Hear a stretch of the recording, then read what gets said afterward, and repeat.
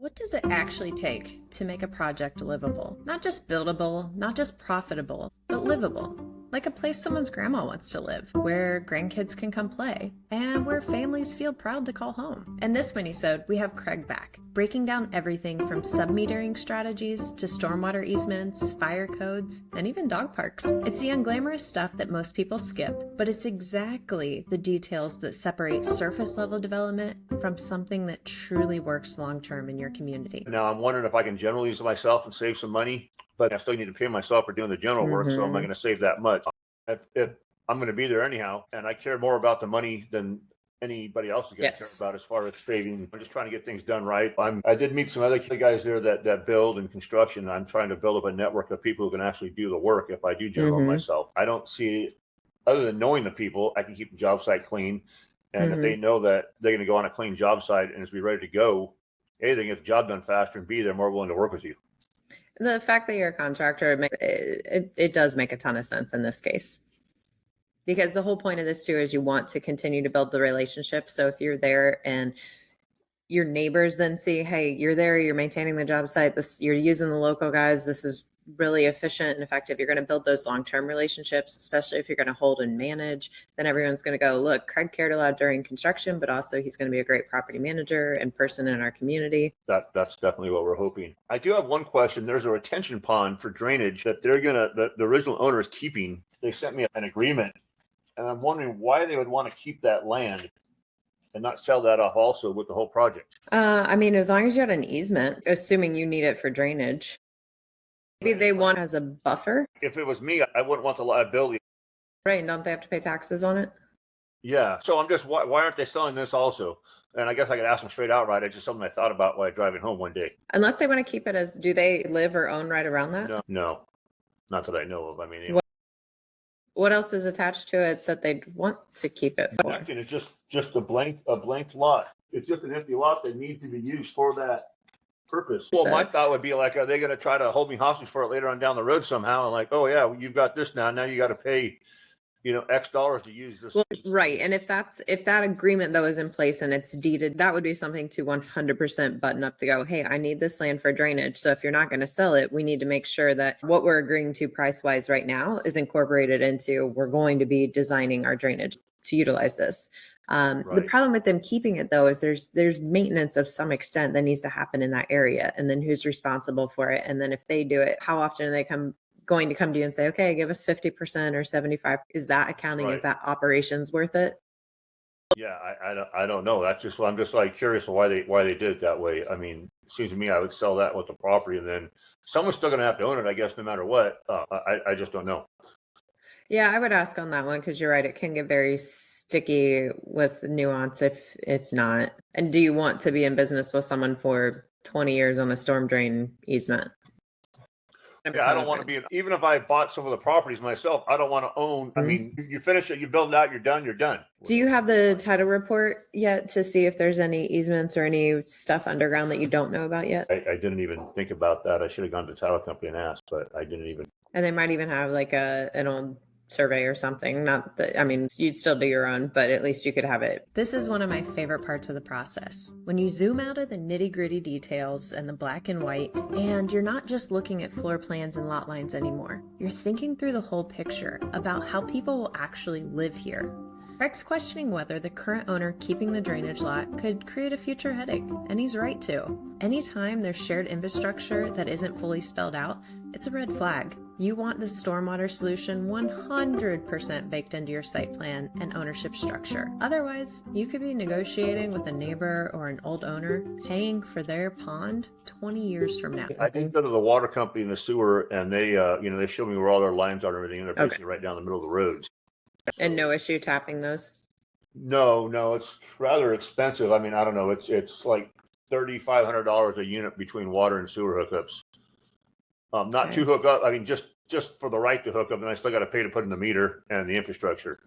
And would you, with duplexes, triplexes, would you sub-meter or would you do 3 independent? I think you would sub-meter. I don't think you would do 3 independent. I think you would sub-meter that. They're going to charge you per unit either way. They gave me the whole fee sheet, and I know for my multi-unit, I mean, they charge me $55 a unit no matter what. I mean, whether it's It's 5 units, so they charge me.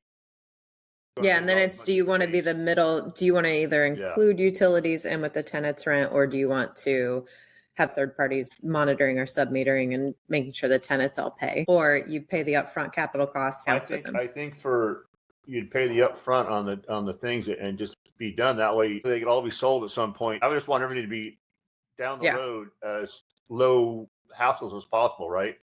I mean, especially if you're doing a triplex as townhome side by side, and in theory, potentially in the future, they could be condoed off, and then instead of rented, they could be sold. You would want them individually metered.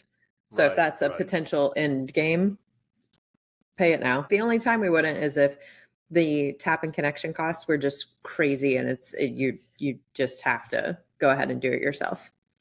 Right. So for $3,500, you're still talking only 2% of the overall build cost. It's not that much.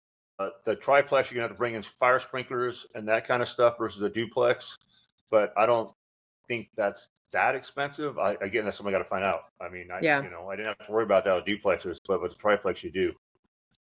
Unless you could do separate buildings on the same lot. Then we get into the utilities, and this is where the numbers start to stack up that we might not have included in our budgets. Whether it's $3,500 in tap fees or $55 a month in water charges, Craig's asking the right questions. Do we submeter? Do we eat the cost up front? Do we build for resale or ease of operations? And let's not miss the bigger picture here.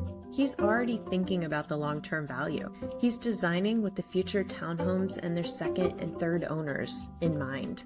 Not just a short-term win and a short-term development. He's designing for the future of what the owner after him will think, of what the tenants who are renting these places will think. He's keeping all of that in mind. That's smart development. And then you run into how interesting does that look unless you're like four cornering or something, and then you have a common area in the middle, maybe like a cottage type layout. It's an interesting point too, with their map the way it is, being in the middle there, would you do some sort of common area in the middle? If you had fourplexes and triplexes, and in between the two, would you do even a play structure or something? I mean, the more you can do true placemaking and to make a more cohesive, instead of saying here's just buildings, but if you could do some kind of interactive area, if there is space, everyone's going to benefit from that. Yeah, so if you're going to redraw the map, you might as well redraw the map. I mean, one line or three lines, I don't think it makes that big of a difference. Yeah. Even for the people renting, it's one more draw to say, hey, the kids are going to come see grandma and grandpa in their triplex house hack, and cool, there's a playground right here. So it makes grandma and grandpa even more willing to say, hey, we're gonna move in and buy that. Yeah, because I have one lady who rents from me, and she's a grandmother, and her grandkids come and visit her for sleepovers all the time, and just to have more for them to do, I'm sure would be awesome. Even a tiny little dog park, I don't know if that makes sense. Yeah, no, it does totally make sense for sure. Because if you're building multifamily, that you don't necessarily get the yard anyhow, right? That you can get out of a single family home. That space, it could be used for something else other than just having a big backyard. Again, having a bigger garage for these people, even if you do a triplex with a 2-car garage instead of a 1-car garage, could be huge. And potentially even like if you're going this route and say, what if there was maybe even some cool outdoor barbecue areas to where you catch your fish, you come up, you clean it, and like you're kind of creating a neighborhoody-ish hangout. Yeah, absolutely.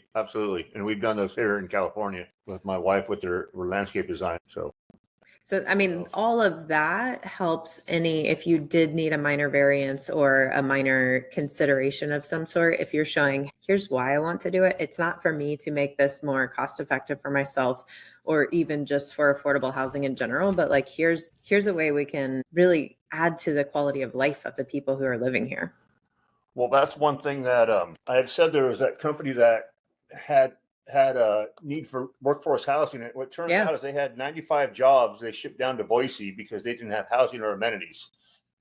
And I'm like, what are amenities? Like, well, there's no pool, there's no this, there's no that. So, I mean, we wouldn't be putting in a pool, but anything would be better than nothing. Exactly. So that's this is a whole line I really hadn't thought about going down. So good ideas, great input. One of the builders I bought, they said, I talked to, she said, yeah, you build one house and then we show them off and we can probably sell them all before they're even built. Yeah. Which helps with lending and everything. So if you say, hey, we're going to do underground infrastructure, build one, and then, yeah, pre-sell the rest. The best moment? When Craig says, if you're moving lot lines, you might as well redesign the map. That's the essence of placemaking. Don't just copy and paste and do what you think the minimum is. Design something that actually brings people together. Whether it's incorporating a barbecue station, a community play area, or even just leveraging intentional landscaping, those are the touches that make the difference between a subdivision and a real neighborhood. And you don't need a huge budget. You can just have a thoughtful design that makes sense. I'm thinking I only have to come up with $400,000. We sell my my flip here in California, and the thing is, the seller's willing to sell it for $100,000 down and so much a lot as they sell. Yeah. No interest. So if we pay for the infrastructure ourselves, then there's really no way we can get in trouble. I mean, other than opportunity cost of our money. I just got to make sure it's fair. Whether it's you get more equity or there's a construction management, project management fee, you are doing it. So it's just, you have to be compensated. Is it equity? Is it a fee that you guys agree to? And when you do that, you say, okay, here's the scope, here's the schedule, this is what we're anticipating, here's their 10% contingency. But like, you want to put in those metrics too. Right. And I'm trying to figure out whatever I structure as a deal, it would be a deal that I would do with anybody. Like the whole story we just talked about of what this could turn into, this got me way more excited than our first call, because now this is community building. This is something where you've got more insights from the locals and the things that you can do and the quality of life that can be improved. Like this is starting to get exciting and feeling real. And I also, I mean, I had at least 5 people, man, I hope you do this. I hope you do this because we need it, you know? So there's really, it's not the California pushback, we're not in my backyard type deal that we're so used to seeing out here. And the more, if you do the single family first, you're only helping boost the overall value of the whole community. So when you do the triplexes and quads that you keep, you've already boosted the values, but you're the end buyer of those. Like you get the benefit equity wise from those on the back end too. Yeah. And if we chopped the lots and made 5 into 4, worst case scenario is you have a bigger lot that someone can buy if you wanted to build a single family house on there. If someone wanted a luxury home, you know. So now here's where I usually get stuck, is I have all these great ideas and okay, this will work, and then I don't follow through. Okay. This is where you got to help me figure out what to do next. I mean, again, I'm waiting to sell my house. July 9th goes on the market. And that clarifies a lot of things. Yep. Because if I don't do that, then I got to find money all the way around for everything. Okay. So I think 1, you're putting that on. So you've already got that one in motion. 2, you have a engineer in the house, right? We could look at what adjusting lot lines versus code is to say what could actually fit, and maybe even a sketch of like this square footage could be some kind of playgroundy area, like to kind of show that concept. Yeah. I'll send you a lender to kind of talk about different financing angles, because even if you guys have all the cash, it might be beneficial to keep some of that in your pocket and have a little bit of leverage, but to know you're not completely extended. I'm also assuming if we did pay the cash for it, then getting the loans to build the house would be relatively simple, because we'd have because then you'd use the land as equity. So that would just be something where I'd talk ahead of time to the lenders and say, what's the best way to structure this? The other thing you're going to do is storm drainage, and this will send a summary back. So I'll send you a summary, but like you want to figure out why don't they want to sell the storm drainage, because that's a variable, and getting the title report. And then I think you don't even need to approach the planning commissioners and the county commissioners yet, because if you can move some lines around, and I would do that I would move the lines around first to see what's possible, then engage the county department and say, hey, what's the process to move the lines? I would probably also have the contractors say, okay, you gave me single family pricing, but now we're looking at quads and fourplexes. What does that look like? What kind of savings? And then maybe dial in the power or whatever miscellaneous outstanding utility stuff is there. Right. Because these are, again, all things that you can do for free. Yeah. And I mean, that's more than enough to really get to the next step to go, okay, let's see what we got here. Okay. And say this all comes together. You want to sell California first. What else would you need to get this officially into contract and start moving forward?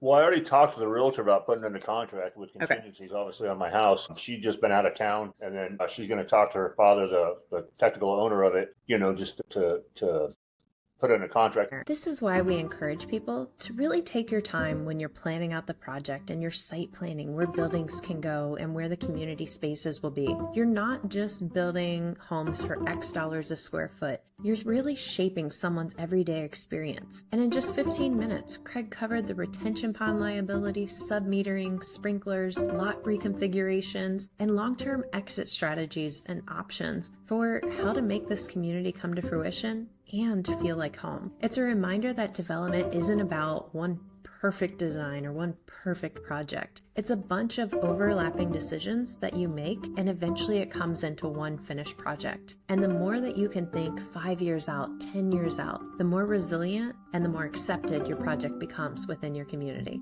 If you love this minisode and want more boots on the ground stories from real people building in their own backyard, subscribe to the Local Real Estate Developer podcast on Apple, Spotify, and YouTube.